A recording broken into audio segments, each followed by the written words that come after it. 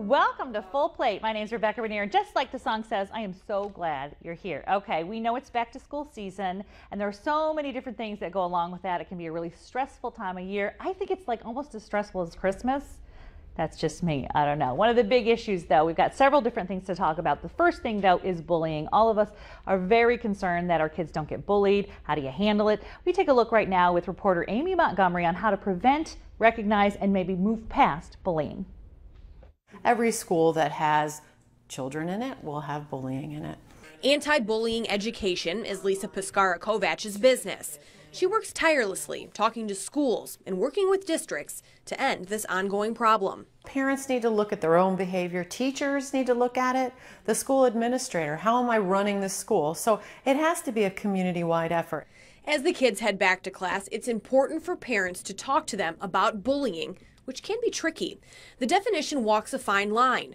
Piskara-Kovach says there will always be conflict, but once a child becomes a target, it becomes a whole new ball game. And it can take the forms of, verbal, relational, cyber, or physical. If your child starts to dread going to school, constantly complains they don't feel well, or their grades start to tumble, it could mean they're a victim at school.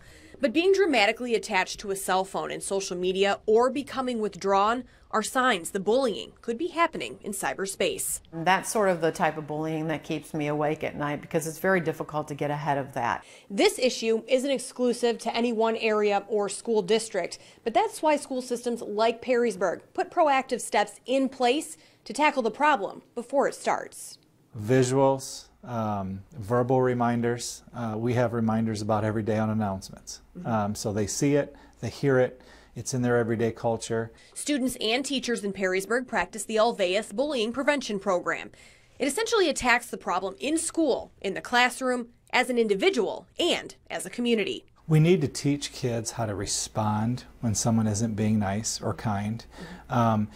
It's more than just not doing it, it's responding when it happens. Swartzmiller says it's so important to teach children not to be bystanders and to know how to spot it and what to do. If we can develop a skill set for our students to handle it when it happens to them, or even help out their peers when it happens to them, our society is much, much better off. And the time to act is now. We are losing kids.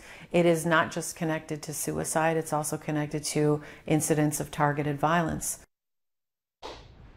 It can be very scary. Amy Montgomery with that report. Thank you, Amy. All right, here's another thing that causes us stress.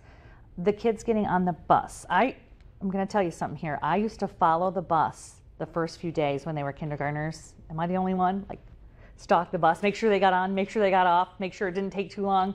Well, I guess you don't have to be as crazy as I am, but that's what I did. We took a look, though, at some of the rules of the road for the kids. We put them to the test, and maybe some of these ideas might be some things you might want to remind the little ones as they get on the bus for the first time. Christina Williams has this story. Each morning, Michelle Popoff begins with an inspection. Popoff has been driving TPS students for 16 years and takes the job very seriously. You get the people, especially in the morning, they're in a hurry on their way to work. They don't care that stop sign's out. We have expensive cargo. We decided to put some students to the test.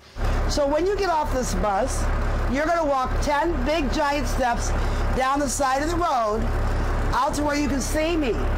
Each rider gets a breakdown of what to do before, during, and after the bus arrives. Riders must stop when the blinking arm comes out and wait for the okay from the driver before boarding. I'm going to double check my traffic again, front, back, side, side. I want to get her attention because she's not looking. After a little practice, our students started catching on. And look both ways. Okay. Very good. How do you know when it's time to cross? When she puts her hand down. I learned to stay focused while you're crossing the street. Even little Ashai Franklin is learning. She raised her hand. The 4-year-old's riding the bus to kindergarten this year. So we talked to her about it, and she's ready. She's excited about getting on the bus. With buses back during the commute, going over the safety steps is a must with your student to make sure your children are safe when they head back to school. Just a few reminders, especially when they get all worked up and excited about the first few days, to slow down and look at the bus driver. I just want y'all to be safe. Okay, so you have a smartphone. I have a smartphone. The kids have a smartphone. It can be a distraction, but it can also be a huge help. I have tracked down 6 great apps that you might want to take a look at to help ease you into back to school. If you ask a kid what their favorite apps are, it can be a tad confusing. So Lost Islands, Minecraft, we know that. Yeah. My Little Pony. Bread Kittens? That's basically Pokemon, but with bread and kittens. Self-explanatory. Fair enough, but with bread and kittens. But there are some great apps for kids and mom and dad that can help with back to school. Navigating the millions of apps can be confusing too, though, so... Verizon actually offers an app. It's called Verizon Educational Tools, and that's we've got a lot of great people who go out and find apps in the app markets, and they can recommend them for parents and for students to use. So we've actually got a team of educators and other specialists that go out and they find those apps for us. Does this sound like your back-to-school activity calendar? How many activities are you going to be doing this year? Who really knows? It's just gonna kind of go with the flow. So it could be, name some you might consider this year. Hopefully, being able to play violin, volleyball. So just those are 3 off the top of your head you'll be doing. Yes. Team Snap is a cool app. If you're a team mom or coach, you keep the whole team organized with events, fees, stats, and photos. Check out Evernote or In Class to keep homework organized. In Class, it's another note-taking tool. What I like about In Class is it gives you the ability to set up different folders, just like you would an old planner. You can set that up for your student. You can divide it up by class. You can divide it up by term. If you need a study boost, try the flashcard apps Mental Case or Study Blue. So Study Blue, another great application. It allows you to set up flashcards. You can do it by subject. I just set one up for chemistry where you can actually go through and do flashcards of periodic table, exactly. For the youngest students, try Mr. Pencil. And let's not forget back to school shopping. Let me ask you, clothes shopping, love it or hate it? You take a certain amount? Yeah. The Measuring Up app promises to take the stress out of clothes shopping by keeping sizes at hand so you don't have to drag the kids along.